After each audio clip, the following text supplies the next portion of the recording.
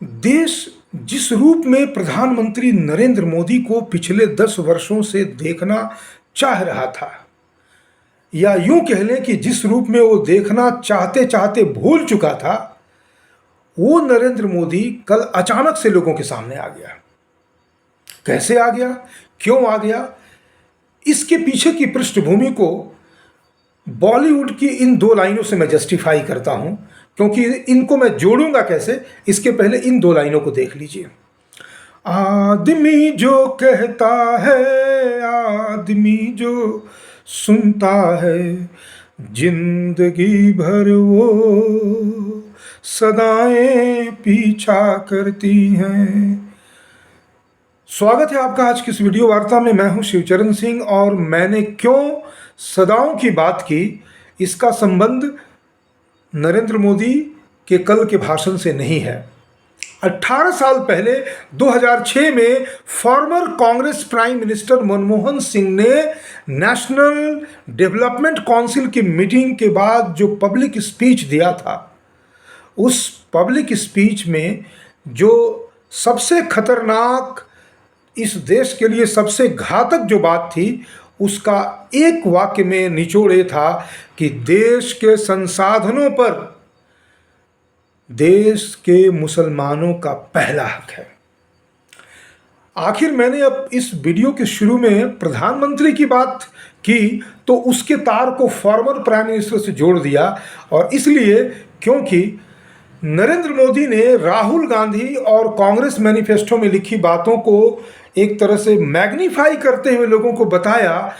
कि राहुल गांधी का कहना है कि वे आर्थिक सर्वे करवाएंगे। जातिगत सर्वे की बात तो लोग कर ही रहे हैं, आर्थिक सर्वे कराएंगे। आर्थिक सर्वे कराने के बाद कौन कितनी संपत्ति को कहाँ छुपा करके रखा है, उसे एक्सरे के मशीन से निकाल करके लाएंगे और फिर समाज में इक्वली डिस्ट्रीब्यूट कर देंगे। लेकिन किनके बीच? इस बात को प्रधानमंत्री नरेंद्र मोदी ने बहुत ही स्पष्ट तरीके से कहा, उनके बीच या देश की हिंदू महिलाओं के मंगलसूत्र से लेकर के उनके द्वारा अर्जित छिपाई हुई संपत्ति या परिवार के द्वारा अर्जित संपत्ति को उन जगहों पे बांटा जाएगा जिनके यहाँ अधिक बच्चे होते हैं, यानी मुसलमान। और फिर ये ऑटोमेटिकली लिंक्ड हो जाता है मनमोहन सिंह के 2006 वाले स्पीच से, जहां मनमोहन सिंह ने उसी कांग्रेस की मंशा को जाहिर करते हुए कहा था कि देश की संसाधनों पर मुसलमानों का पहला हक है। फिर मैंने ये बात क्यों कही कि पिछले 10 वर्षों से देशवासियों को उस नरेंद्र मोदी की प्रतीक्षा थी जो कल यानी 22 अप्रैल 2024 को सामने आया देशवासियों के। क्योंकि हमने विकास के लिए वोट दिया, भ्रष्टाचार मुक्त भारत के लिए वोट दिया, हमने अपने लिए सुविधाओं के लिए वोट दिया, स्वच्छता अभियान के लिए वोट दिया,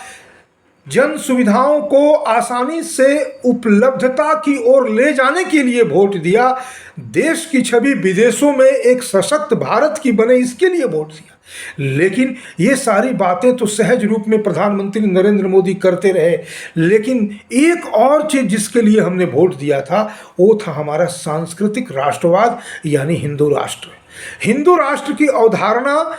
की शुरुआत ही इसी बात से होती है कि अगर हम हिंदुओं के हित की बात को दोयम दर्जे पे रखेंगे, जैसा कि मनमोहन सिंह ने रखा, जैसा कि राहुल गांधी हिंट दे रहा है अपने मैनिफेस्टो में, जैसा कि वाम पार्टियां, जैसा कि तृणमूल कांग्रेस, आरजेडी, सपा या फिर नेशनल कॉन्फ्रेंस या फिर साउथ वाली वो जो डीएमके पार्टी है, या फिर केरला की ऑल इंडिया मुस्लिम लीग की पार्टी है, लेफ्ट फ्रंट, राइट जो भी नौटंकी फ्रंट, ये जितनी पार्टियों ने जो बहुसंख्यक हित यानी हिंदुओं के हित को दोयम दर्जे या दोयम से भी खतरनाक उनके हितों के बारे में सोचा ही नहीं, और किन्हीं के हितों के बारे में अगर सोचा गया तो सिर्फ और सिर्फ मुसलमानों और ईसाइयों की बात सोची गई। मुसलमान है वो अपने मजहब का प्रचार कर सकता है, क्रिश्चियन है वो अपने रिलीजन का प्रचार कर सकता है, वो अपने लिए माइनॉरिटी स्टेटस के तहत जो एम्पावरमेंट है उसके तहत वो अपने इंस्टीट्यूशन को खोल करके वहाँ पर मजहबी एजुकेशन दे सकता है, वहाँ पर वो रिलीजियस एजुकेशन दे सकता है। लेकिन हम हिंदू, हमारे मंदिर लाखों करोड़ों के चढ़ावे से जो वहाँ की आय उपार्जित होती है उसका उपयोग भी अपने समाज के लिए नहीं कर सकते। यदि कोई मंदिर या कोई हिंदू संस्थान अगर अपना कोई विद्यालय खोलता है तो भी उसमें भारतीय परंपराओं की विशुद्ध रूप से जो है वो पढ़ाई लिखाई नहीं करवा सकता, क्योंकि हम यहाँ के बहुसंख्यक हैं। ऐसे खतरनाक रूप से जिस बात, इसको तो मैं इस रूप में कहना चाह रहा हूँ कि ऐसे खतरनाक जगह पर हम रहते आए हैं जिसे हम कहने को तो भारत कहते रहे, लेकिन कहने को तो हिंदुओं का देश कहते रहे, लेकिन यहाँ की शासन व्यवस्था पूरी तरह से विदेशी, मजहबी और रिलीजियस रही है, धार्मिक कदापि नहीं रही है। तो जब नरेंद्र मोदी ने खुल करके कहा, क्यों कहा इसमें हम बाद में आते हैं, जब खुल करके कहा कि ये जो रॉबिन हुड की छवि बनाने चला है राहुल गांधी और कह रहा है कि हम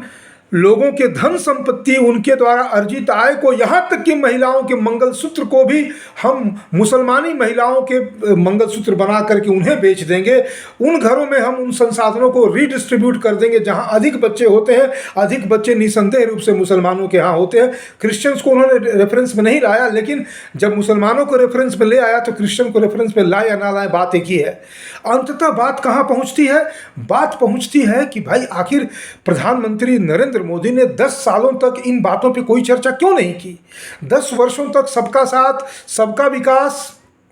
सबका विश्वास, सबका विश्वास में जोड़ दिया गया मुसलमानों का विश्वास, जो कभी विश्वास पात्र नहीं हो सकते, जिन्होंने कहा कि ठीक है, हमारा हक है कि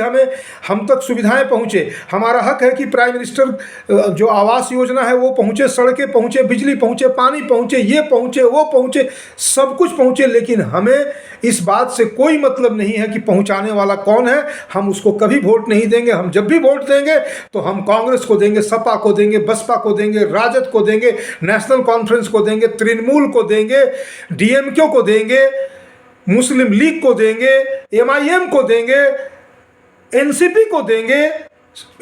शिवसेना को देंगे, यानी उद्धव ठाकरे वाले को देंगे, लेकिन किसी भी कीमत पर हम भारतीय जनता पार्टी को नहीं देंगे, क्योंकि भारतीय जनता पार्टी हमेशा ही राष्ट्रीय मुद्दों की बात करती है, भारतीय जनता पार्टी हिंदुओं की बात करती है, इसलिए हम इसको वोट नहीं देंगे। इसके बावजूद मुसलमानों को ल्योर करने के लिए कि मुसलमानों का छिटक छिटक करके भी 1-2 वोट हमें मिल जाए, इस नाते प्रधानमंत्री नरेंद्र मोदी ने और बीजेपी की सरकार ने पिछले 10 वर्षों में काफ़ी प्रयास किया, लेकिन वो प्रयास पूरी तरह से असफल रहा। और उसका सबसे घातक परिणाम आया फर्स्ट फेज के पोल में, जब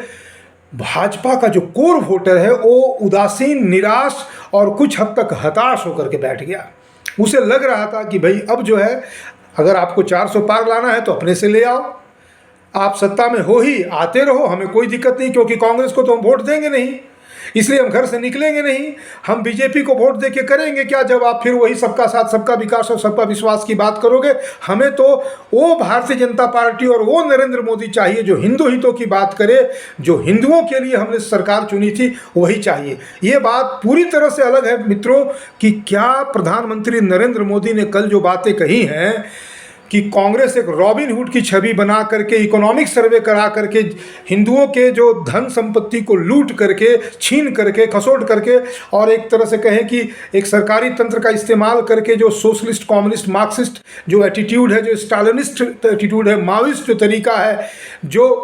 अन्य देशों में पूरी तरह से फेल कर चुका है, रसिया सहित चीन वगैरह में, उसका इस्तेमाल करके